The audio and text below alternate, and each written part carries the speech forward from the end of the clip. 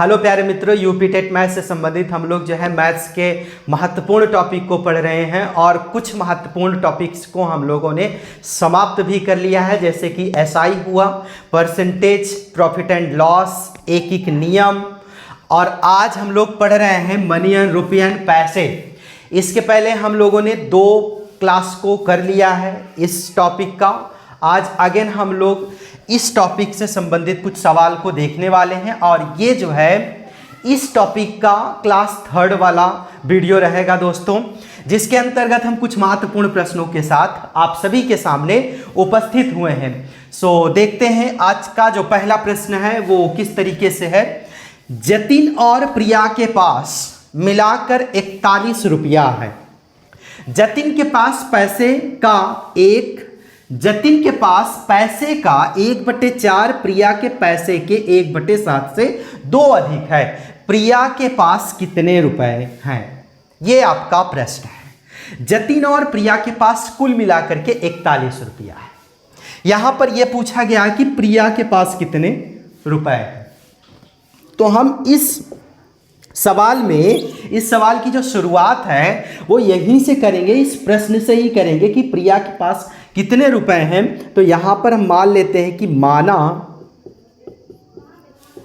प्रिया के पास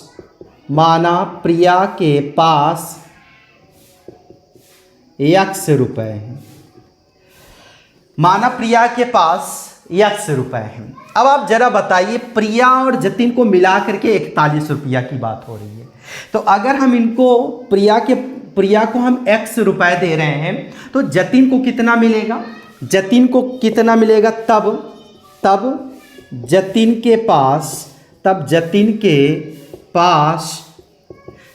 के पास 41 minus x, मतलब x को हम घटा देंगे, जितना हमने प्रिया को दिया है उतना घटा देंगे, जो बचेगा 41 में वो जतिन का हो जाएगा। तो मतलब ये किसका हो गया? 41 माइनस x रुपया किसका है? जतिन का है। तो ये आपका कुछ इस तरीके से समीकरण बन जाता है। अब जतिन के पैसे का 1/4 प्रिया के पैसों के 1/7 से 2 अधिक है। तो मतलब जतिन का पैसा क्या है? 41 माइनस x, इनके पैसे का 1/4। अब जतिन के पैसे का 1/4, तो जतिन का पैसा क्या है?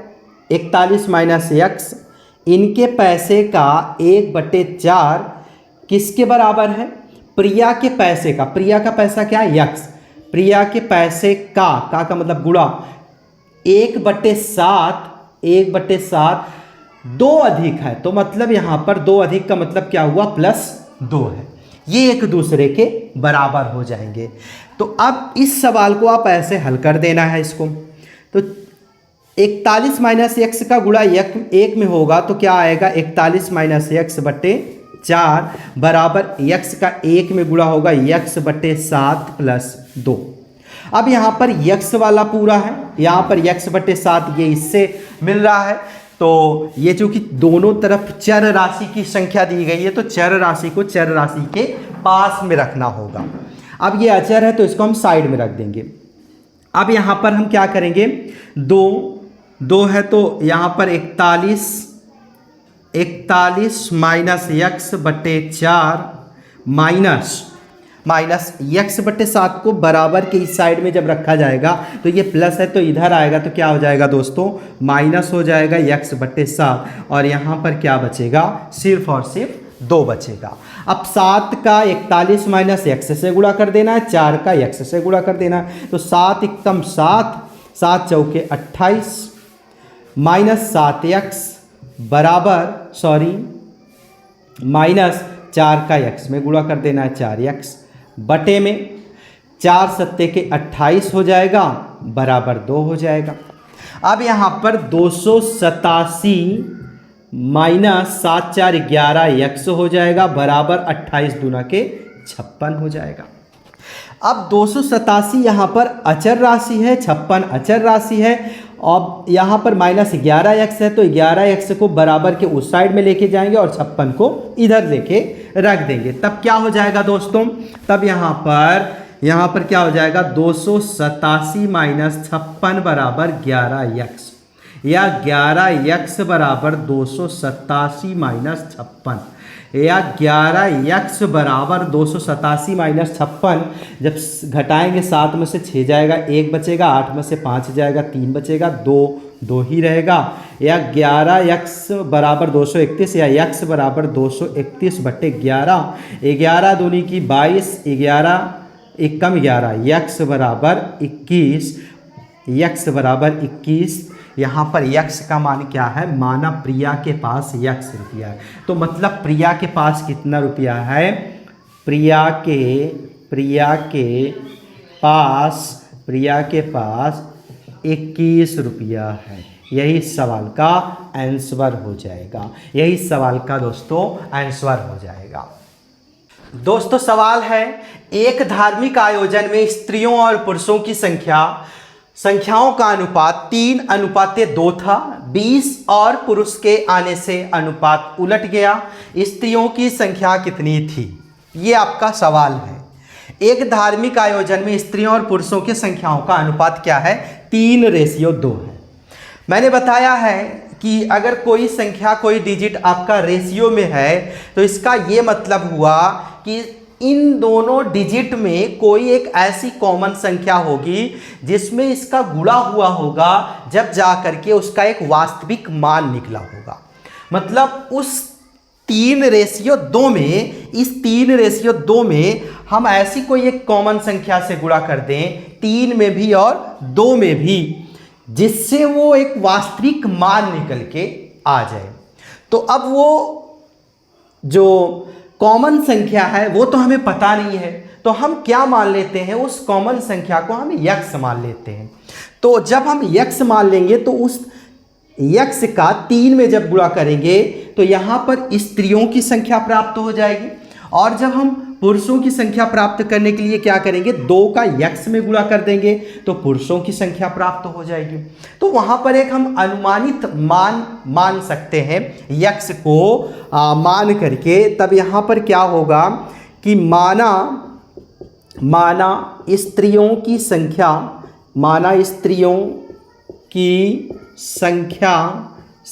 बराबर 3x तथा पुरुषों की संख्या बराबर 2x थी। यहाँ पर भी बात पास्ट की हो रही है, तो यहाँ पर हम मान भी चल रहे हैं पास्ट में। माना स्त्रियों की संख्या 3x तथा पुरुषों की संख्या 2x थी। ये बात हो गई। 20 और पुरुषों के आने से अनुपात उलट गया। पहले कितने थे? 2x। अब 20 और इसमें जोड़ा जाएगा, तब रेशियो का जो पहले वाला रेशियो उसका अपोजिट हो जा रहा है। और मैंने इसके पहले वाली क्लास में बताया था, अगर कोई संख्या डिजिट रेशियो में है तो इसको हम फ्रैक्शन में कैसे लिखेंगे, 3/2 ऐसे लिखा जाता है रेशियो वाले डिजिट को। ये चीज़ आप सभी को भली भांति से पता होगा। तब यहाँ पर क्या करना है, इसका हम फ्रैक्शन बनाएंगे। फ्रैक्शन कैसे बनेगा, 3x/2x, 3x/2x, क्योंकि ये 3x/2x का मतलब क्या हुआ, 3:2 हो जाएगा। तो 3:2 को हम 3x/2x के जरिए से लिख सकते हैं, मतलब ऐसे भी हम इसको लिख सकते हैं। अब इसमें सवाल में क्या कहा गया, 20 और पुरुष मिलाने पर, 20 पुरुष को और मिला दीजिए। 3x यहाँ स्त्रियों की संख्या है, यहाँ पर 2x पुरुषों की संख्या, और 20 जो है पुरुषों में और मिलाया जाए तो क्या होगा, जो रेशियो यहाँ पर 3:2 है ये उलट जा रहा है। मतलब कि ये क्या हो जा रहा है, 3:2 है तो 2:3 हो जा रहा है। 2:3 मतलब 2/3 का मतलब क्या हुआ, 2:3 हो जा रहा है। क्योंकि अब यहाँ फ्रैक्शन में लिखा है तो ये भी फ्रैक्शन में हो जाएगा। अब इसका हम हल कर दे रहे हैं, तो 3 त्रिक 9x हो जाएगा, बराबर 2 दूनी की 4x और 20 दूनी की 40। अब ये डिजिट x के साथ है, ये डिजिट x के साथ है, तो ये मिल रहा है एक दूसरे के साथ, तो इसको एक दूसरे के पास में रख देते हैं। इसको जब उठा करके इधर रखेंगे तो प्लस था माइनस हो जाएगा, बराबर 40। 9x में से 4x घटेगा, 5x बराबर 40, यक्स बराबर 5 अट्ठे 40, यक्स बराबर 8 हो जाएगा। यक्स बराबर क्या हो जाएगा दोस्तों? 8। तो यहाँ पर जो कॉमन संख्या मैंने माना था वो यक्स माना था, और यक्स का मान क्या निकल के आया दोस्तों? 8। इसी कॉमन संख्या को हमें ज्ञात करना था। अब स्त्री और पुरुष, प्रश्न में क्या है? स्त्रियों की संख्या कितनी थी? तो स्त्री और पुरुष का रेशियो कितना था दोस्तों? स्त्रियों और पुरुषों का अनुपात कितना था दोस्तों? 3:2 है। 3:2 है। और मैंने कितना माना था? 3x व 2x माना था। अब यहाँ पर हमें x जो है इसकी वैल्यू पता चल गई है। तब यहाँ पर पूछा क्या जा रहा है? स्त्रियों की संख्या। स्त्रियों की संख्या 3x है। तब स्त्रियों की संख्या बराबर 3x या 3 गुणे x का मान कितना है दोस्तों? 8। 3 गुणे 8, 3 अट्ठे 24, मतलब 24। ये स्त्रियों की संख्या थी। यही सवाल का आंसर हो जाएगा। दोस्तों सवाल है, दो संख्याएं जिनके योगफल, अंतर और गुणनफल में क्रमशः 9:1:4 का अनुपात है, दोनों संख्याओं का गुणनफल क्या होगा? बड़ा प्यारा सवाल है दोस्तों, बट इसको करना कैसे है ये चीज़ समझना है। मैंने अभी बताया था कि जब कभी आपको रेशियो में कोई डिजिट मिले, कोई संख्या मिले, कुछ भी मिले, तो इसको आप ये मान के चला करिए कि हमें हर एक डिजिट में एक कॉमन संख्या से गुणा करनी है। कॉमन संख्या का मतलब यह है कि अगर 3 डिजिट का रेशियो है तो तीनों में हमें एक किसी कॉमन संख्या से गुणा करनी है। जब हम गुणा कर देंगे तो वो वास्तविक मान निकल के आ जाएगा। तो हम एक कॉमन संख्या को अक्सर क्या मान लेते हैं दोस्तों? यक्स मान लेते हैं। अब उस अगर कॉमन संख्या की वैल्यू पता चल जाए तो हम सवाल को आसानी से लगा सकते हैं। अरे भाई, जैसे 9 यहाँ पर क्या है? योगफल है। अंतर क्या है? 1 है। गुणनफल क्या है? 40 है। मान लेते हैं। अब इसमें एक कॉमन संख्या से गुणा करनी है, तो हमें वही कॉमन संख्या ही तो पता करनी है। अगर वो कॉमन संख्या पता चल जाए तो 40 में हम उस कॉमन संख्या से गुणा कर दें तो गुणनफल प्राप्त हो जाएगा। और इसमें अगर हम 1 है, अंतर है, तो कॉमन संख्या से गुणा कर दें तो वो अंतर प्राप्त हो जाएगा। और उसी कॉमन संख्या से अगर 9 में गुणा कर दें तो हमारा योगफल प्राप्त हो जाएगा। तो ऑल ओवर कहने का मतलब ये है कि अगर कोई संख्या डिजिट है, वो रेशियो में दिया गया है, तो सबसे पहला काम यही करना है कि हमें उस कॉमन संख्या को पता करना होगा। और कॉमन संख्या हम क्या मान के चलेंगे दोस्तों? यक्स। तब यहां पर हमारा पूरा संख्या प्राप्त हो जाएगा।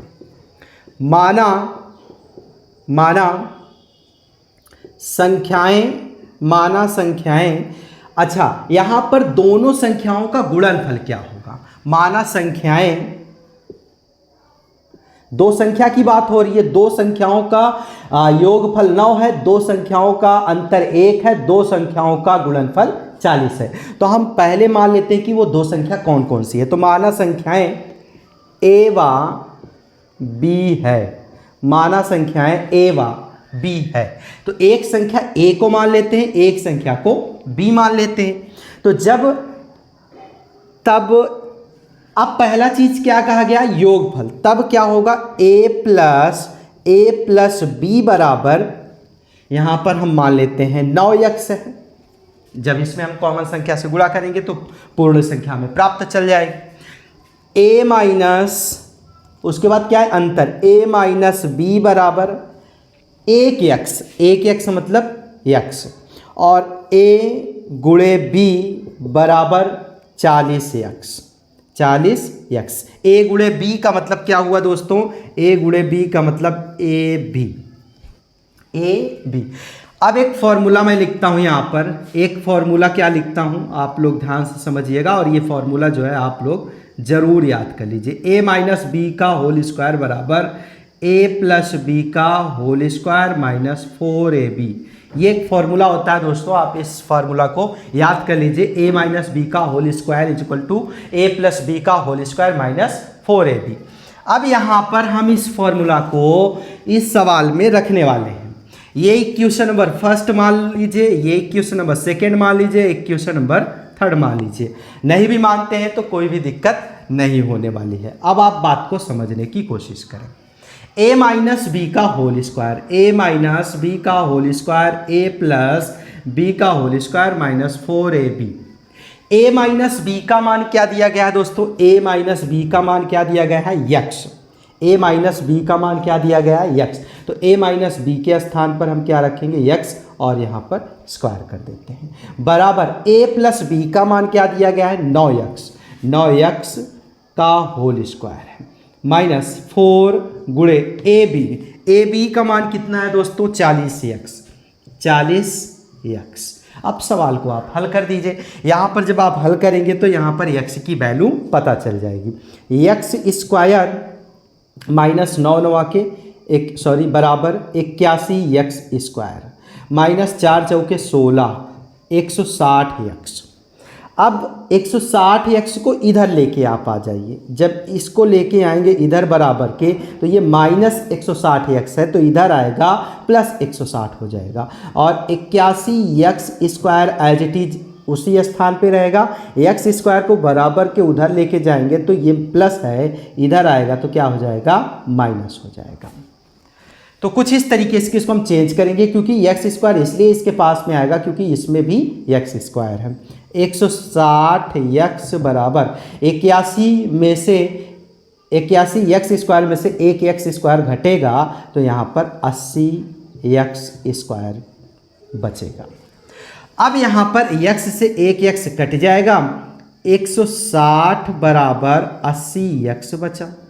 160 बराबर 80x बचा। 80 जीरो से जीरो कट जाएगा, 8 दूनी की 16। 2 बराबर यहाँ पर 2 आएगा, 2 बराबर x या x बराबर 2। मतलब वो कॉमन संख्या क्या है दोस्तों? वो कॉमन संख्या आपका 2 है। वो कॉमन संख्या क्या है? 2 है। अब हमसे सवाल में क्या पूछा है? दोनों संख्याओं का गुणनफल क्या होगा।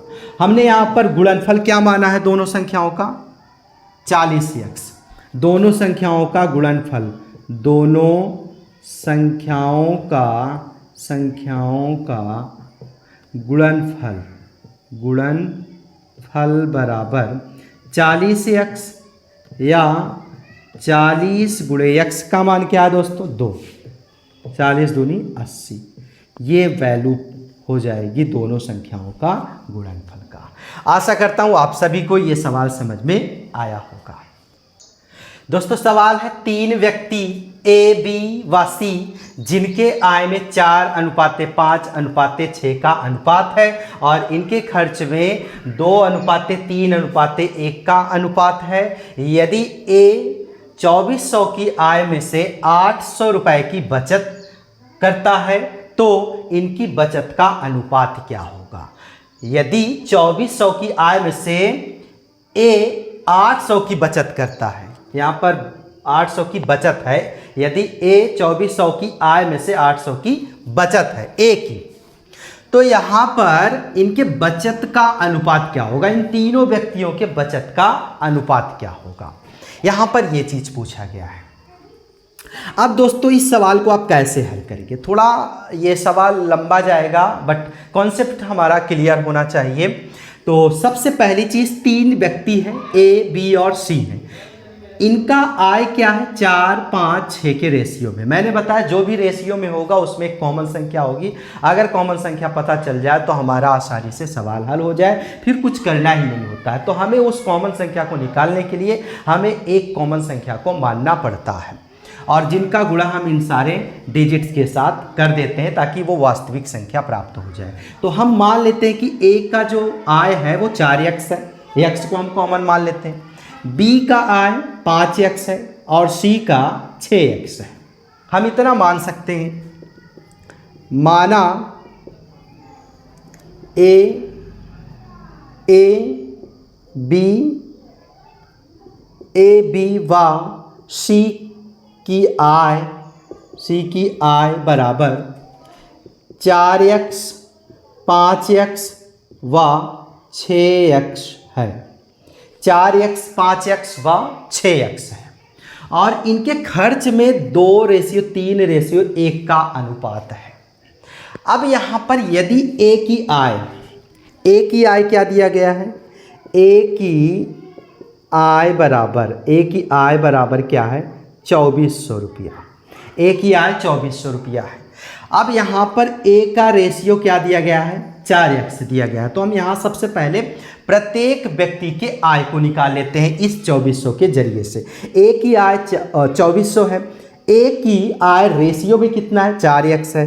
तब 4x बराबर हम 2400 लिख सकते हैं, बिल्कुल लिख सकते हैं। 4x बराबर 2400 लिख सकते हैं, या x बराबर 4 छंगे 24, 600 हम लिख सकते हैं, 600 लिख सकते हैं। मतलब यहाँ पर जो आय के रेशियो में कॉमन जो संख्या है वो क्या है? 600 है। तब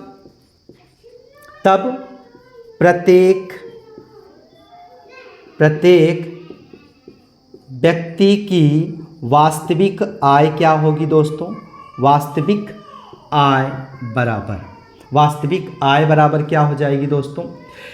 ए का क्या माना गया है? ए का तो पता ही चल गया, 2400 इनकी आय है। और इनकी बचत कितनी है दोस्तों? ए की बचत अभी हम समझते हैं।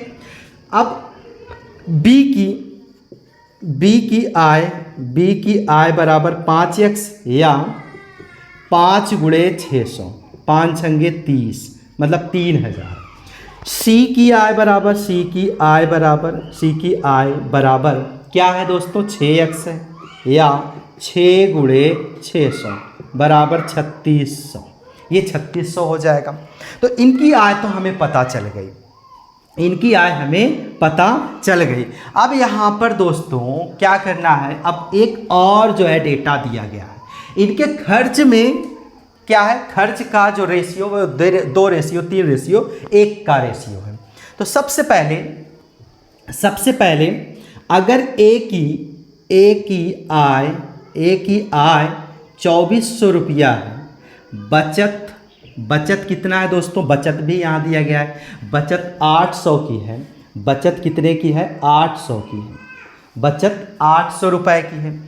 आय क्या है दोस्तों? 2400 रुपए की और बचत 800 रुपए की है। तब खर्च क्या होगी? तब ए का खर्च क्या होगा दोस्तों? ए का खर्च बराबर क्या होगा? 2400 माइनस 800 बराबर 1600। ए की मतलब ए का जो है खर्च हो जाएगा। अब यहाँ पर तीनों का खर्च का रेशियो दिया गया है। इनके खर्च में 2:3:1 का रेशियो है। ए का खर्च 1600 है।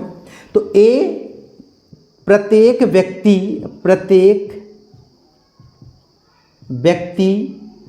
का खर्च बराबर। अब यहाँ पर भी हम क्या मान लेते हैं दोस्तों? यहाँ पर भी हम एक कॉमन संख्या मान लेते हैं, x। प्रत्येक व्यक्ति का खर्च बराबर 2x 3x व 1x है। मतलब a का 2x है, b का 3x है और c का x है। अब यहाँ पर a का क्या दिया गया है? 1600। तब 2x बराबर 1600 हो जाएगा। 2 से इसको आप काट दीजिए, 2 अट्ठे 16, 2 अट्ठे 16 हो जाएगा, या x बराबर 800। x बराबर क्या हो जाएगा? 800। मतलब यहाँ पर वो कॉमन संख्या क्या हो जाएगी? 800 हो जाएगी। तब प्रत्येक व्यक्ति का वास्तविक खर्च बराबर, प्रत्येक व्यक्ति के वास्तविक खर्च बराबर क्या हो जाएगा? 2x इनका तो निकल ही गया। खर्च क्या हो जाएगा? ए का खर्च कितना है दोस्तों? 1600। और बी का खर्च बराबर क्या हो जाएगा? 3x या 3 गुणे x का मान यहाँ पर क्या है? 800 है। 3 अट्ठे 2400, बी का खर्च हो जाएगा। सी का खर्च क्या हो जाएगा? सी का खर्च बराबर कितना है दोस्तों? x है, या x बराबर क्या है दोस्तों? x बराबर 800 है। तो ये इनका खर्च निकल के आ गया। अब हमसे पूछा क्या गया है, इनकी बचत का अनुपात क्या होगा। तो सबसे पहले इनके बचत क्या होंगे, प्रत्येक के बचत का मूल्य क्या होगा, प्रत्येक के बचत का मूल्य क्या होगा। अब यहाँ पर ABC, ए का बचत क्या हो जाएगा। तो सबसे पहले ए का क्या है, आय कितना है 2400 है, और इनका बचत क्या है 800 है। तो खर्चा कितना है इनका, ए का खर्चा कितना है दोस्तों 1600। बी की बचत कितनी होगी, सबसे पहले बी का खर्च क्या है 3000, बी का खर्च क्या है 3000 माइनस, और बी का खर्चा कितना है, 2400। सी की बचत बराबर सबसे पहले सी की बचत बराबर क्या हो जाएगा, सी की आय क्या है 3600, सी की आय कितनी है 3600 माइनस, और इनका खर्च कितना है, सी का खर्च कितना है 800। अब इसको आप माइनस कर दीजिए, 2400 1600 जब घटेगा तो ये 800 आएगा, 3000 जब घटेगा तो 600 आएगा, 3600 800 जब घटेगा तो 2800 आएगा। ये इनका बचत हुआ, इनकी बचत का मूल्य हुआ 800। ए का बचत 800 है, बी की बचत 600 है, सी की बचत 2800 है। अब इनके बचत का रेशियो क्या होगा, यही प्रश्न में पूछा गया है। इनके बचत का रेशियो क्या है, तीनों व्यक्ति के बचत का अनुपात बराबर। अब यहाँ पर ए का कितना है बचत 800 है, रेशियो 600 बी का है, रेशियो 2800 सी का है। 2 0 से 2 0 तीनों जगह पे हट जाएगा, 8 रेशियो 6 रेशियो 28 बचेगा। अब इसको आप एक कॉमन संख्या से काट दीजिए, कितने से कटेगा 2 से, 2 चौके 8, 2 तिया के 6, 14 दूनी की 28, मतलब 2 से जब कटेगा तो 4 रेशियो 3 रेशियो 14, यही सवाल का आंसर हो जाएगा। यही रेशियो में इन तीनों व्यक्तियों की बचत हो जाएगी। उम्मीद करता हूँ आपको ये सवाल समझ में आया होगा। दोस्तों सवाल है 100 ग्राम चीनी का मूल्य 12 रुपया है। राजू को दाई को 2 सही 1/2 केजी खरीदने के लिए कितने रुपए देने होंगे। यहाँ पर 100 ग्राम चीनी का दाम कितना है 12 रुपया, और राजू अपनी दाई को अगर 2 सही 1/2 अर्थात 2.5 किलो चीनी अगर देना चाहे तो उसके बदले में उसको कितना रुपया देना होगा।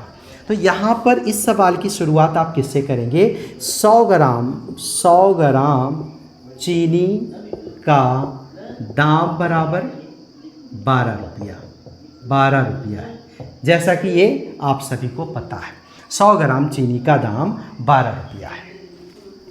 तब 1 ग्राम चीनी का दाम बराबर क्या हो जाएगा 12/100 रुपया। 12/100 रुपया, 1 ग्राम चीनी का दाम कितना हो जाएगा 12/100 रुपया। अब यहाँ पर क्या पूछा जा रहा है, 2 सही 1/2 केजी खरीदने के लिए कितना रुपया देना होगा।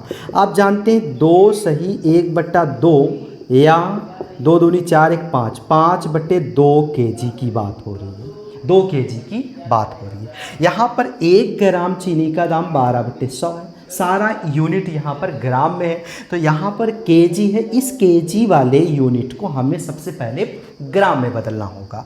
तो बड़ी सिंपल सी बात है, 5/2 केजी है, अगर इसको हम ग्राम में बदल देंगे तो ये फिर 1 ग्राम का दाम इतना है, तो जितना ये ग्राम होगा उसमें आप गुणा कर दीजिएगा, निकल के आ जाएगा कितना दाम हो रहा है।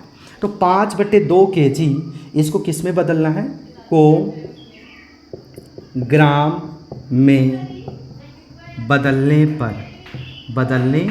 पर यहाँ पर 5/2 है, 5/2 है, आप जानते हैं 5/2, मतलब अगर केजी को ग्राम में बदलना हो तो आप जानते हैं 1 केजी बराबर 1000 ग्राम होता है। तो अगर आप किलो के यूनिट को ग्राम में बदलना चाहते हैं तो 1000 से आपको गुणा करना पड़ता है।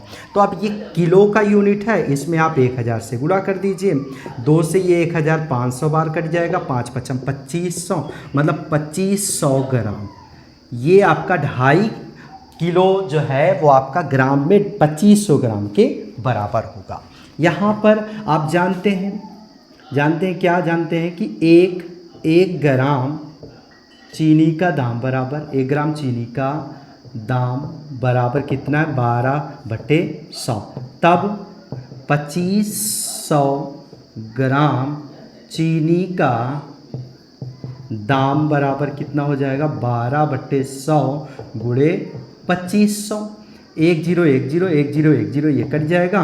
यहाँ पर 12 × 5 = 60, 12 दूनी 24, 6 30, यहाँ पर 300 रुपया निकल के आ जाएगा। मतलब 2.5 किलो चीनी के पीछे इनको कितना खर्चा करना पड़ेगा, 300 रुपया। यही सवाल का आंसर हो जाएगा। सो दोस्तों, आशा करता हूँ आप सभी को ये सारे सवाल समझ में आए होंगे।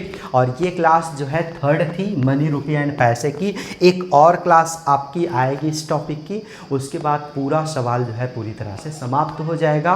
सो दोस्तों, फिर मिलते हैं एक नेक्स्ट क्लास में कुछ नए प्रश्नों के साथ, महत्वपूर्ण प्रश्नों के साथ। तब तक के लिए बहुत बहुत धन्यवाद।